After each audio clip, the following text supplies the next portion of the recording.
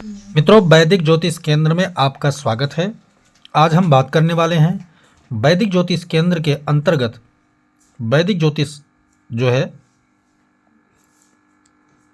के अनुसार नवमांश व लग्न कुंडली को एक साथ कैसे देखें, कैसे देखा जाता है, क्या अर्थ होता है नवमांश का, क्या अर्थ होता है लग्न का, इन सब का डिटेल से बाकायदा आज हम चर्चा करेंगे। मित्रों, क्या स्थिति परिस्थिति ग्रहों की किस कुंडली में क्या फल निकलता है, वो सारा डिटेल से चर्चा करेंगे।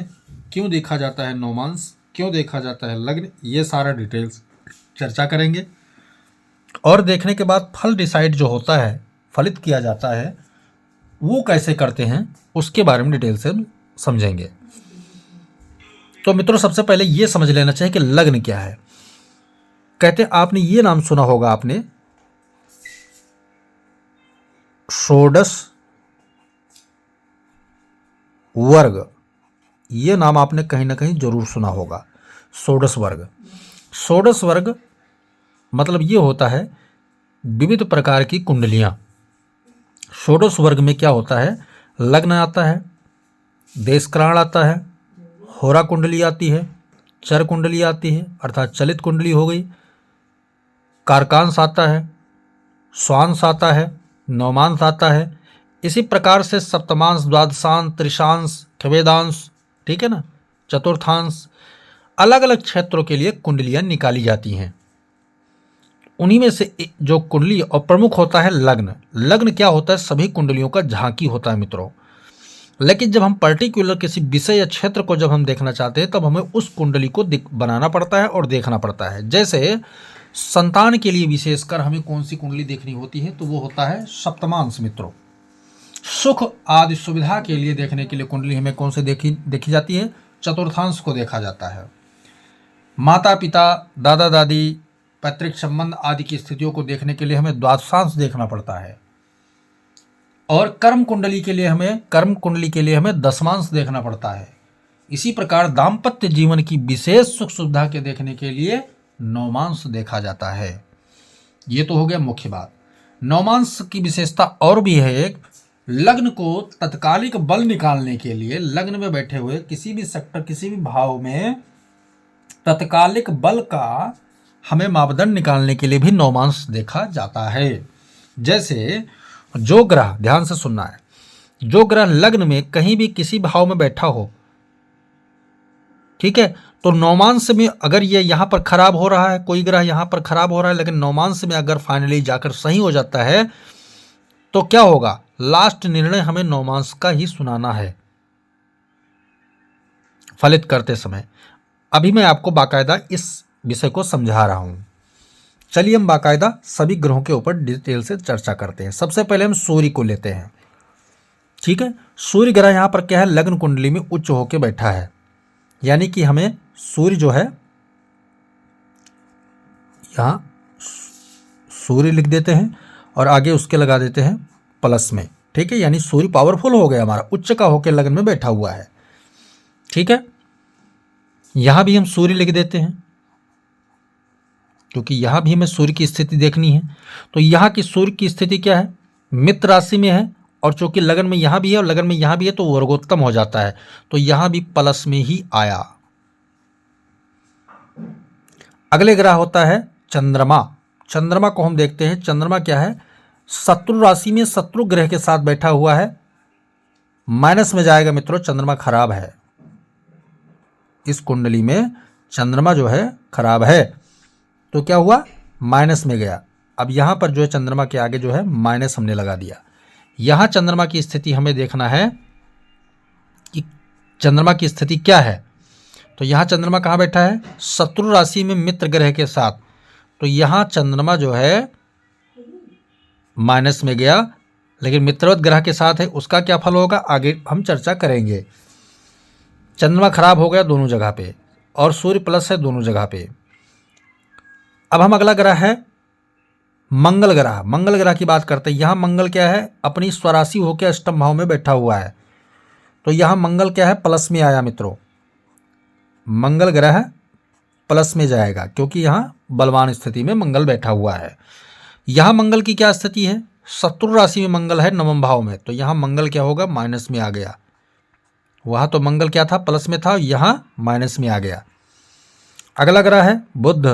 बुध क्या है, शत्रु, राहु के साथ शत्रु राशि में नवम भाव में बैठा है, तो बुध इनका क्या हुआ, यहाँ खराब है।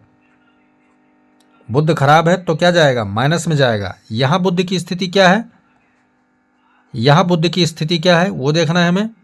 तो बुध यहाँ स्वराशि होकर बैठा है, उच्च होकर बैठा है, तो यहाँ मित्रों क्या आ गया, प्लस में आ गया।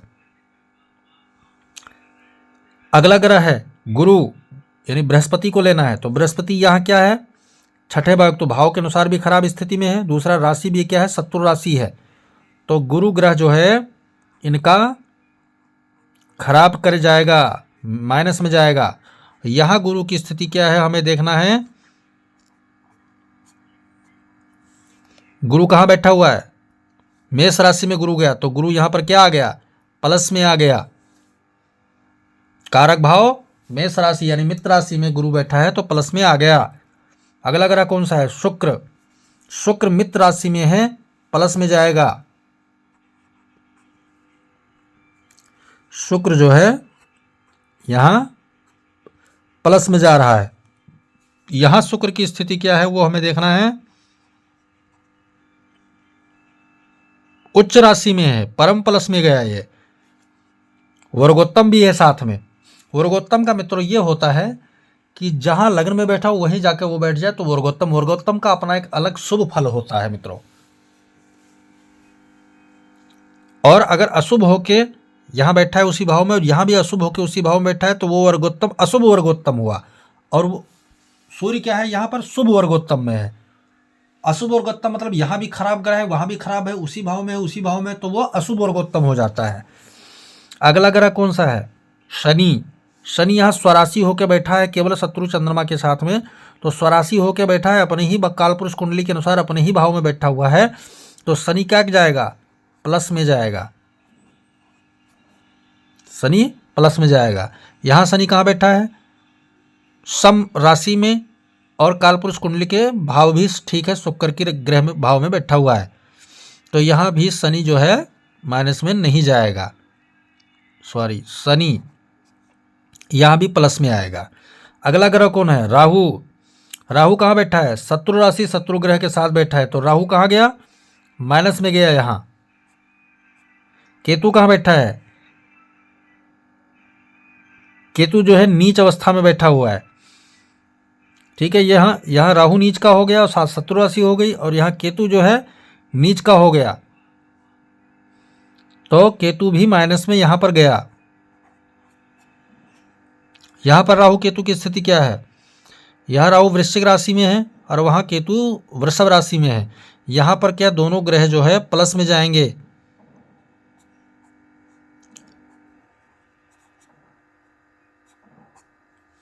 हमने 9 ग्रहों का बल निकाल लिया मित्रों। अब हम बात करते हैं कुछ योग की, कि जो योग क्या बना हुआ है उस योग के ऊपर चर्चा कर रहे हैं। तो एक तो हमें अशुभ योग मिला, यहां चंद्रमा शनि से कौन सा योग बनता है, विष योग। विष योग हमें प्राप्त हुआ, क्या है ये, माइनस का है। दूसरा ग्रह है बुध राहु एक साथ, जड़ दोष यानी जड़ योग, ये क्या है, माइनस का है। अन्य कोई योग यहां नहीं बन रहा है। इसमें कौन सा योग बन रहा है, चंद्र मंगल शुभ में जा रहे हैं, चंद्र मंगल योग, ये प्लस में रहेगा। राशि इनकी खराब जरूर है, लेकिन जो चंद्र मंगल योग की बात कर रहा हूं वो योग शुभ है। अब हमने इतने चीजों का विवरण फलादेश कर लिया, ठीक है। मुख्यतः अब हमें देखना क्या है, लास्ट बल भी निकालना है साथ में। सूर्य यहाँ प्लस है, वहाँ प्लस है, सूर्य में क्या आ गया, 100% सूर्य लाभकारी हो गया मित्रों। सूर्य 100% लाभकारी हो गया। चंद्रमा यहाँ माइनस में है, चंद्रमा यहाँ माइनस में है, तो चंद्रमा यहाँ माइनस में रहेगा। चंद्रमा को नहीं लेते, खराब है, खराब में इसको डाल देते हैं। मंगल यहाँ प्लस में है, यहाँ मंगल माइनस में है, तो प्लस माइनस में 50% का योग निकल के आता है। 50% में आ गया वो, 50% हम किसको दे रहे हैं, मंगल को।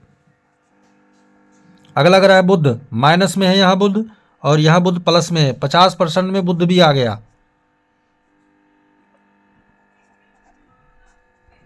अगला ग्रह है गुरु, गुरु माइनस में, गुरु यहाँ प्लस में, तो यहाँ भी 50% में आ गया गुरु। अगला ग्रह कौन है? शुक्र, शुक्र यहाँ प्लस में है, यहाँ शुक्र प्लस में है, 100% में आ गया शुक्र, 100% में शुक्र ग्रह आ जाता है। अगला ग्रह कौन है? शनि, यहाँ प्लस में, यहाँ भी प्लस में, 100% में कौन आ गया? शनि भी आ गया मित्रों। अगला ग्रह राहु, माइनस यहाँ प्लस, यानी 50-50%। तो हमें क्या क्या मिला? 100% में शुक्र, 100% में शनि, 50-50% में ये सारे ग्रह मिले हमको, और चंद्रमा पूरी तरह खराब है। अब हमें एक चीज़ और देखना है, लग्न कुंडली में शुक्र क्या है? परम मार्केश होकर बैठा हुआ है। ध्यान रखना है, सूत्र में आपको बता रहा हूँ, दूसरे घर का स्वामी और सप्तम घर का स्वामी मार्केश होता है। छठे, 8वें, 12वें घर का स्वामी भी मार्केश होता है। जिन ग्रहों की दोनों राशियां अगर इन्हीं भाव में पड़ जाएं, 3, 6, 11 में पड़ जाएं, तो वो प्रबल मार्केश हो जाता है। शुक्र यहाँ क्या है? प्रबल मार्केश है। तो यहाँ प्लस में आया था शुक्र, यहाँ प्लस में, यहाँ प्लस में, तो दोनों प्लस क्या हो गए? माइनस में चले गए। तो यहाँ जो 100% शुक्र निकल के आया था कट गया, 0 में चला गया चंद्रमा के साथ में। तो 2 खराब ग्रह निकल के आए इनके, कौन से? 2 खराब ग्रह निकल के आए, कौन से? चंद्र और शुक्र। ये कभी फायदा नहीं देंगे इनको, चंद्र शुक्र मिलके इनको कभी फायदा नहीं देने वाले हैं। बाकी कितने ग्रह बचे? सूर्य बचा, शनि बचा, और बाकी 50-50% वालों का ग्रह बचा। अब हमने क्या सभी ग्रहों का बलाबल निकाल लिया। अब हम बात करें कि कौन सा ग्रह क्या दे रहा है। तो सूर्य इनको क्या है? लग्न भाव का स्वामी होकर तो क्या करेगा? मानसिक स्थिति इनकी ठीक रखेगा, शारीरिक स्थिति इनकी ठीक रखेगा, विचार, व्यवहार, आचरण, आत्मशक्ति, आत्मबोध, सरकारी कामकाज, सरकारी नौकरी का योग सूर्य बना रहा है इनकी कुंडली में। शनि कहाँ बैठा हुआ है? शनि यहाँ पर एकादश भाव में बैठा है, यहाँ बैठा हुआ है सप्तम भाव में। तो इनकम व्यक्ति का कब चालू हो रहा है? विवाह के बाद। कैसे? मैंने कहा इनकम का स्वामी है शनि, और यहाँ पर शनि जो बैठा है सप्तम भाव में, यानी विवाह उपरांत ये इनकम करना चालू करेगा, धीरे धीरे इनकम करता रहेगा और अच्छा इनकम कर ले जाएगा। निरंतर इनकम का योग शनि का ने निर्माण किया, लेकिन विवाह के बाद। अगला ग्रह कौन है? मंगल, मंगल 50% फल देगा। यहाँ मंगल अष्टम भाव में आयु का स्वामी होकर बैठा है, यहाँ मंगल जो है चला गया शनि की राशि में।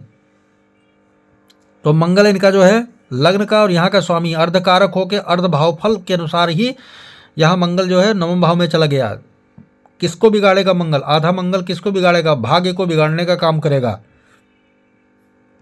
ठीक है, 50% लाभ करेगा, शारीरिक बौद्धिक स्तर पर विकास करेगा, लेकिन हानि पहुंचाएगा भाग्य के कारण। राजयोग जो बना के बैठा हुआ है चंद्रमंगल नाम का, वो क्या फायदा देगा? चंद्रमा और मंगल अपने तरफ से राजयोग जो उनके अपने कारक क्षेत्र होते हैं उनमें आपको फायदा भी देंगे। विष योग क्या करेगा? चंद्रमा और शनि मिलकर विष योग क्या करेंगे? इनकम भाव यानी काम भावना को पीड़ित करके रख देंगे। लड़कियां ज्यादा आपकी हो सकती हैं इस कुंडली के अनुसार। जड़ दोष क्या करेगा? भाग्य को जड़ता में धारण करेगा, लेकिन बुध वहां जाके उच्च हो जाता है तो पूरी तरह जड़ता में भी नहीं ले जाएगा। इस प्रकार से योग युति का फलादेश करना जानेंगे तभी समझ में आ जाएगा। एक सूत्र आपको और बता देता हूं। आपको जैसे करियर का डिसाइड करना है, रोग का डिसाइड करना है, किसी सेक्टर को डिसाइड करना है कि हमारा ये क्या होगा, तो आप क्या करेंगे?